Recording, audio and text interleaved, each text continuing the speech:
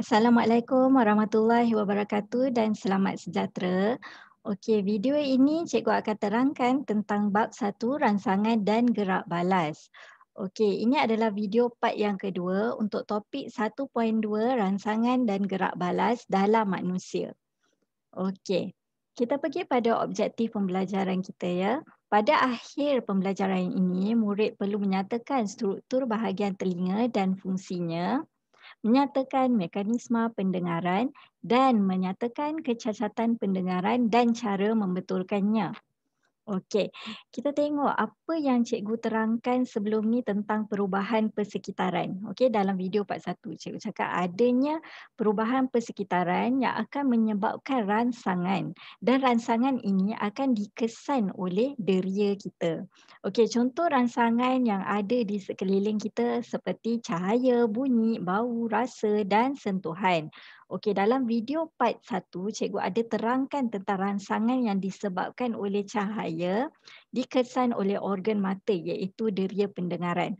Okey, untuk video part yang kedua ini, cikgu akan terangkan tentang rangsangan yang disebabkan oleh bunyi dan dikesan oleh organ telinga iaitu deria pendengaran.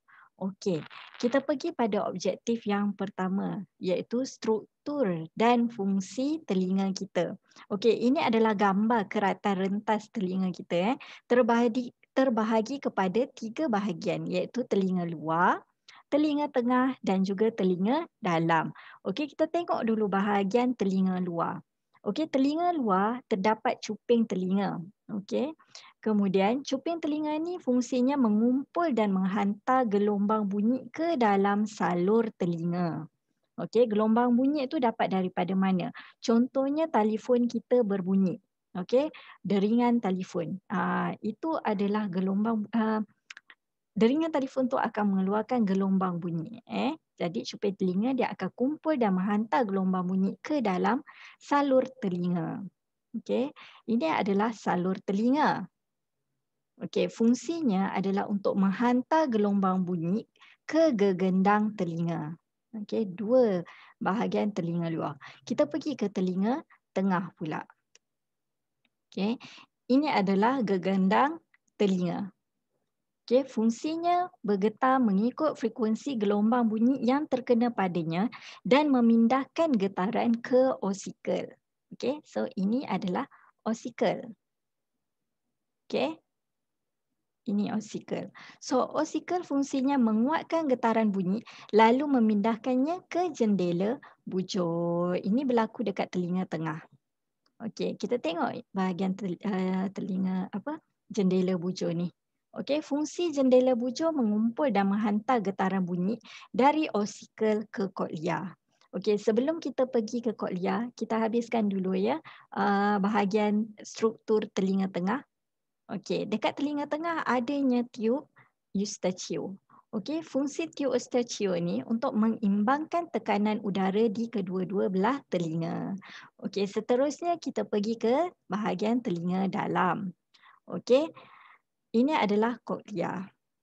Okey, koklia ni akan mengesan dan menukar getaran bunyi kepada impas saraf. Okey, so dia sebagai reseptor lah, mengesan dan menukar getaran bunyi kepada impas saraf. Okey, kemudian dekat bahagian telinga dalam ni ada salur separuh bulat. Okey, fungsi salur separuh bulat mengesan kedudukan kepala dan membantu mengawal keseimbangan badan. Okey, kita tengok pula. Ini adalah saraf auditori. Okey, saraf auditori ni yang akan menghantar impas saraf dari koklia ke otak untuk ditafsirkan. Okey, ini semua adalah fungsi dan struktur telinga kita. Okey, kita pergi pada mekanisme pendengaran. Okey, mekanisme pendengaran ni adalah pergerakan daripada pergerakan gelombang bunyi lah daripada sumber bunyi itu sehinggalah bunyi itu ditafsirkan. Okey. Kita tengok mekanisme pendengaran. Okey, sumber bunyi. Contohnya kalau kita dengar bunyi itu daripada telefon kita. Okey, itu adalah sumber bunyi lah dengan deringan telefon.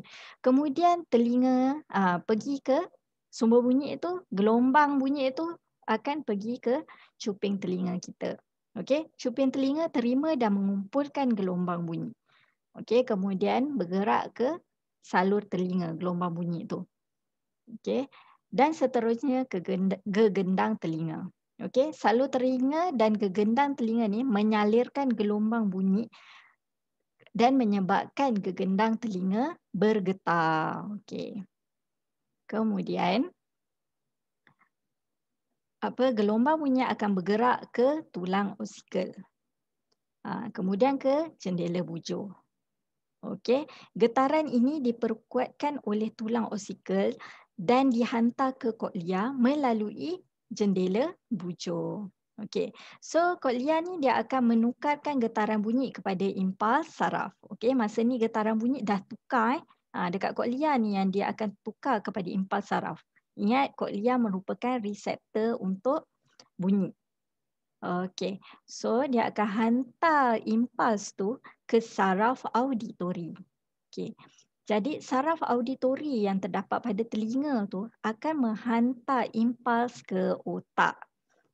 Supaya otak boleh tafsirkan bunyi apa yang kita dengar. Lepas tu apa yang perlu dilakukan oleh tubuh badan kita. Otak akan tafsirkan kita perlu angkat telefon. Macam itulah. Okey. Seterusnya, kita pergi kepada objektif kita yang ketiga iaitu had deria pendengaran. Okey. Had deria pendengaran ni adalah had keupayaan telinga untuk mendengar bunyi. So, manusia boleh dengar antara 20 Hz hingga 20,000 Hz sahaja. Okey, julat frekuensi untuk setiap individu ni berbeza. Semakin tua, semakin rendah julat frekuensi itu kerana gegendang telinga semakin kurang kenyal. Okey, ini adalah alat yang digunakan untuk mengatasi had deria pendengaran. Antaranya adalah pembesar suara. Okey, boleh kuatkan suara. Stetoskop yang digunakan oleh doktor untuk mendengar degupan jantung. Ini antara contohnya lah. Okey, so kita tengok kecacatan pendengaran dan cara membetulkannya. Ini objektif yang terakhir. Okey. Kita tengok antara punca lazim kecacatan pendengaran ni adalah disebabkan jangkitan mikroorganisma, kecederaan, penuaan ataupun bunyi yang terlalu kuat. Okey. So kerosakan telinga luar dan telinga dalam ni lazimnya mudahlah dibetulkan. Okey, contoh kerosakan ni macam telinga luar, telinga dalam, cara nak betulkannya pembersihan benda asing yang tersumbat di salur telinga. Gunalah cotton bud, putih kapas tu bersihkan. Okey. Kalau kerosakan disebabkan gegendang telinga pecah dan kerosakan pada osikel, boleh dibetulkan dengan memakan ubat atau melalui pembedahan. Okey. Kalau kerosakan tu berlaku pada telinga dalam, okey, seperti koklia. Jadi apa yang boleh dilakukan adalah melakukan implan koklia. Kalau saraf auditori yang rosak, ia tidak dapat dibetulkan dengan ubat ataupun pembedahan. Okey, tak dapat dibetulkanlah. Okey, so itu sahaja.